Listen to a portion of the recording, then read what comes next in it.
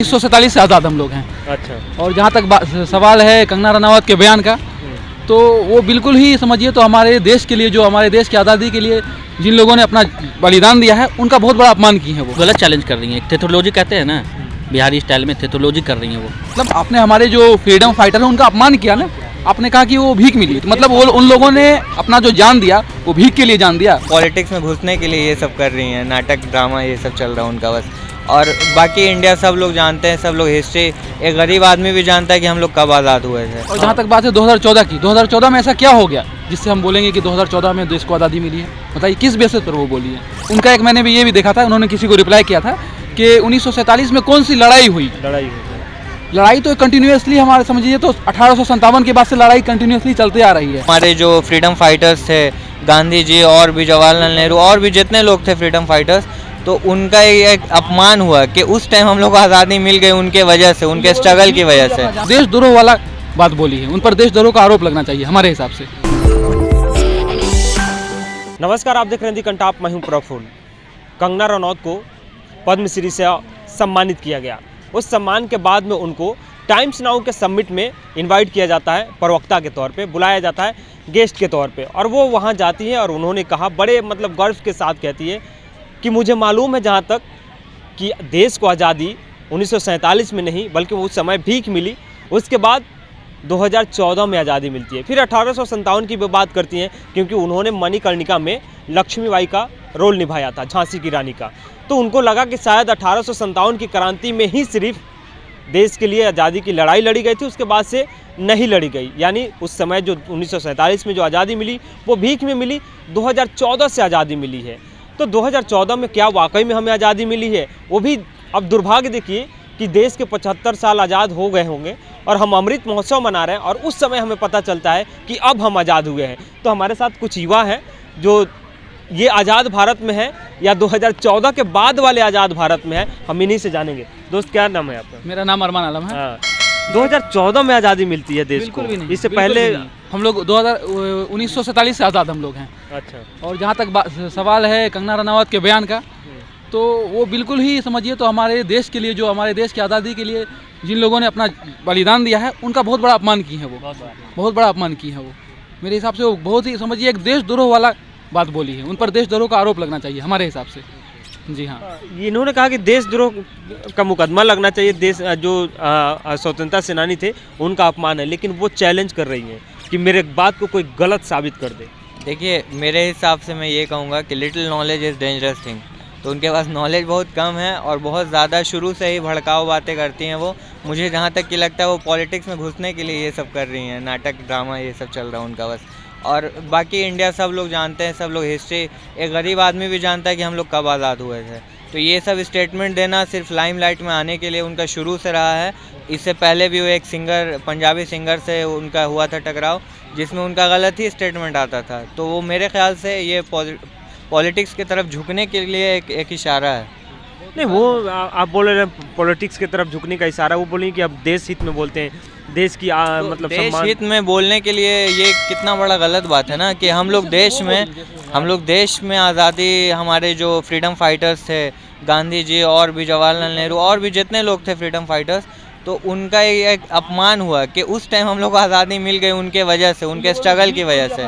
और आज आप सिर्फ एक पॉलिटिकल स्पीच टाइप में आप बोल दे रहे हो कि 2014 में आज़ादी मिली। ऐसे तो है नहीं, देश हमारा पहले से ही आज़ाद है और हम लोग आज़ादी तब से ही मना रहे हैं। तो ये तो गलत स्टेटमेंट है। और जहाँ तक बात है 2014 की, 2014 में ऐसा क्या हो गया जिससे हम बोलेंगे कि 2014 में देश को आज़ादी मिली है? बताइए किस बेसिस पर वो बोली है? और जहाँ तक बात है कि वो कहीं कि 2014 वो उनका एक मैंने भी ये भी देखा था, उन्होंने किसी को रिप्लाई किया था कि 1947 में कौन सी लड़ाई हुई। लड़ाई तो कंटिन्यूसली हमारे समझिए तो 1857 के बाद से लड़ाई कंटिन्यूसली चलते आ रही है। कितने लोग बलिदान हो, मतलब उनको अपना जान देना पड़ गया, लाखों हज़ारों लोगों को अपना जान देना पड़ा। उसके बाद हमें 1947 में आज़ादी मिली। तो उन सभी लोगों का उन्होंने अपमान किया है, तो क्यों नहीं उन पर देशद्रोह का मुकदमा होना चाहिए? क्यों नहीं होना चाहिए बताइए? देशद्रोह का मुकदमा क्यों होना चाहिए? मतलब वो तो बोल रहे हैं कि हमने कुछ गलत ही नहीं बोला। आपने हमारे जो फ्रीडम फाइटर है उनका अपमान किया ना। आपने कहा कि वो भीख मिली, तो मतलब वो उन लोगों ने अपना जो जान दिया वो भीख के लिए जान दिया। बताइए, भीख के लिए उन लोगों ने जान दिया? नहीं, आपको क्या लग रहा है कि आज़ादी हमें मिल गई है, आज अभीक में मिली? देखिए- इससे पहले भी कहा गया था कि 99 साल के लिए लीज पे लिया गया देखिए है। एक चीज़ बता रहे हैं, देश को फॉरेनर से यानी ब्रिटिश से तो आज़ादी 1947 से मिली। हाँ, बहुत सारी ऐसी चीज़ें हैं जिससे धीरे धीरे हम लोगों को आज़ाद होना है। अब लाइक जैसे गरीबी हो गया, छुआछूत, धर्मवाद, जातिवाद, तो इससे धीरे धीरे मिलना चाहिए, इसके लिए काम करना चाहिए। ये चीज़ हमारा हाँ नहीं, बस कंगना रनौत की फिल्में आप देखते हैं? नहीं, पहले देखते थे, आप नहीं देखते होंगे। नहीं देखिए। नहीं, वो कैसी हीरोइन लगती है आपको? हीरोइन अच्छी हैं, एक्टिंग अच्छा करती हैं, उसमें कोई शक नहीं है। तो लेकिन कोई ये जो ऐसा- देश के खिलाफ ये बात जो की हैं, ये बहुत गलत की हैं। हमारे वीर शहीदों के खिलाफ जो गलत उन्होंने बयान किया है, और वो इससे आज हम ही लोग ऐसा बहुत नहीं दुखी हैं। लेकिन उन्होंने कहा कि हमने गलत ही नहीं बोला है, अभी तो चैलेंज कर रही है जनता। कैसे चले, वो गलत चैलेंज कर रही हैं। थेथोलॉजी कहते हैं ना, बिहारी स्टाइल में थेथोलॉजी कर रही हैं वो थेथोलॉजी कर रही हैं। वो बीजेपी गवर्नमेंट में मंत्री पद चाहती हैं या कुछ टिकट वगैरह मिल जाए, खुश कर रही हैं। एक भी बीजेपी के नेता को नहीं सुना होगा आप कि उनके बारे में कुछ भी बोला हो कि इन्होंने गलत बोला, कोई नहीं बोला, एक भी नहीं बोला। कई बीजेपी के नेता बोले हैं। नहीं, वो बोल रहे हैं कि सिर्फ उनका अपना ये है, ओपिनियन है, ये उस पर नहीं कह रहे हैं कि यही जगह कोई और बंदा बोल देता है ये बात, तो अभी तक में उन पर धारा कितने लग जाते हैं कि गलत है उन्होंने बोला है। इस पर हम लोग सब लोग एक हैं। आज हस्ताक्षर कार्यक्रम चल रहा है मुंबई में कि उनके खिलाफ कि उनका जो पद्मश्री और देशद्रोह का कानून लागू हो, हम लोग भी उसके साथ हैं, ये गलत है। अच्छा, एक और सवाल आपसे। 1857 की क्रांति में सुभाष चंद्र बोस, वीर सावरकर, एक लक्ष्मीबाई तो थी, ये तो मैं भी जानता हूँ। तो ये सुभाष चंद्र बोस और वीर सावरकर भी 1857 की लड़ाई में थे क्या?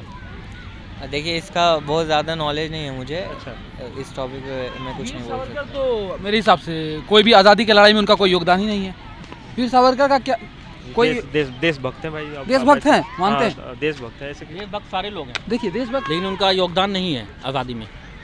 वो तो कैसे अंग्रेज किए? से वो तो वो आप कर लेते बताइए, थे। आप किस बेसिस वो पर तो- कह रहे हैं वो कि तो माफ़ी उनका- मांग लेते थे हर मैटर पर, कभी लड़ते नहीं थे।